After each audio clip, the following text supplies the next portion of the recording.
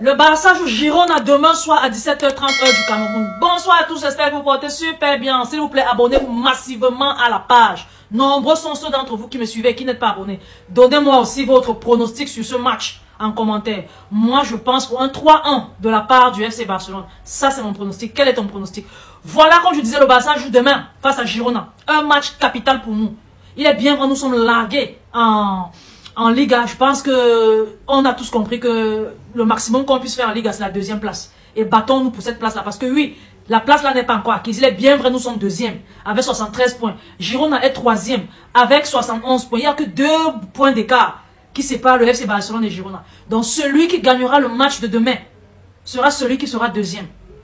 Et tel que je vois les dernières performances du Barça, hormis celle en Ligue des Champions face au Paris Saint-Germain, que pour moi a été sali par le pénalty et l'arbitrage, et celle aussi du Classico face au Real Madrid qui a été bafouée par l'arbitrage uniquement. Parce que là, le Barça a bien fait, mais l'arbitrage a bien joué, l'arbitrage a tout gâté.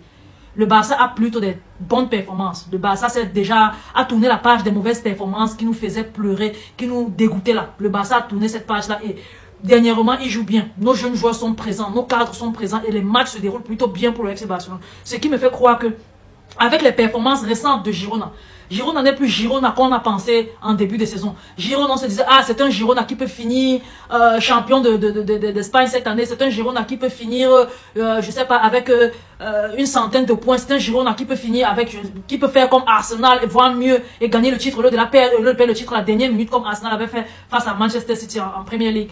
On s'était dit, ce grand Girona là, c'était un grand Girona qui pouvait faire quelque chose de bien. Mais au jour d'aujourd'hui, on se rend compte que Girona là n'est plus le Girona de début de saison. C'est un Girona prénable. Un Girona qui prend les risques et qui se fait avoir. Et qui de mieux que le FC Barcelone pour vraiment contrecarrer l'équipe, les plans d'une équipe qui prend beaucoup trop de risques. Girona a un football très offensif. Et nous, on a des ailiers et une attaque surtout, même un milieu de terrain très rapide. Pour une équipe qui va trop vers l'avant, les contre-attaques seront très bonnes. Donc, je demande à Xavi, s'il te plaît, de nous faire jouer Rafinha, Lamine Yamal en attaque. Ce sont ces deux-là qui combinent souvent bien. Il y a des très belles passes, les beaux centres de Lamine Yamal et les conclusions de Rafinha que j'ai vu dernièrement, que j'ai encore envie de voir. Franchement, en Ligue des Champions, on a vu ça. Même face au Classico, on a vu, au Real de Madrid, durant le Classico, on a vu ça. On voit ça très souvent. Et c'est ça qu'on veut voir.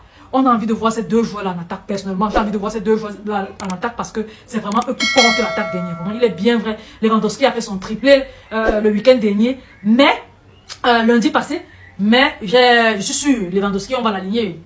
Lewandowski, on va l'aligner parce que le match est très important. Vous savez, ce match-là nous qualifie directement pour la Super Coupe d'Espagne.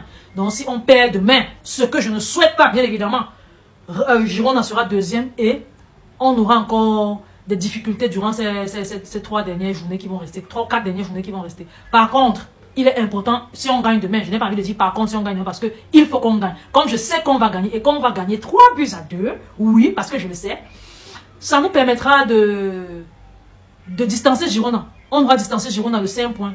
Avec 5 points d'écart, Xavi pourra tester des nouveaux 11 entrants. Il pourra peut-être donner un peu plus de temps à Victor Roque, qui a décidé de rester qui a décidé de ne pas partir après et de rester au Barça. Il pourrait tester autres joueurs. Essayer de voir comment combiner avec les joueurs plutôt indécis. On ne sait pas s'ils partent. Ils ne disent pas s'ils ne partent pas ou bien s'ils vont rester. Tel que alors il peut essayer de combiner même avec Michael Faye. Essayer de refaire son équipe avec ceux qui ont décidé de rester. Bon, ça donnera un peu de temps à Xavi de tester ses équipes face aux équipes de première division espagnole.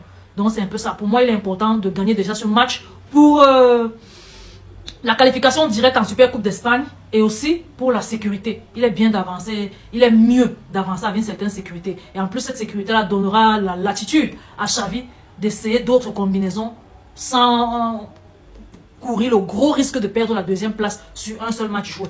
Donc pour moi, c'est un peu ça.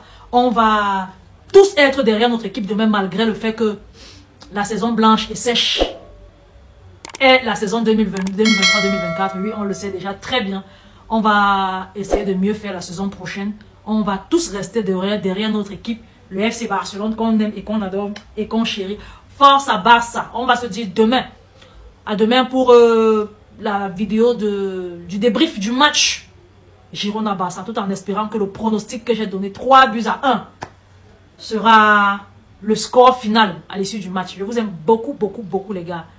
On va se dire à demain. Ceux qui ont regardé jusqu'à la fin, écrivez Forza, Basta. Je saurai que vous avez regardé jusqu'à la fin et je vais vous envoyer un message spécial. On se dit à demain. Je vous aime beaucoup.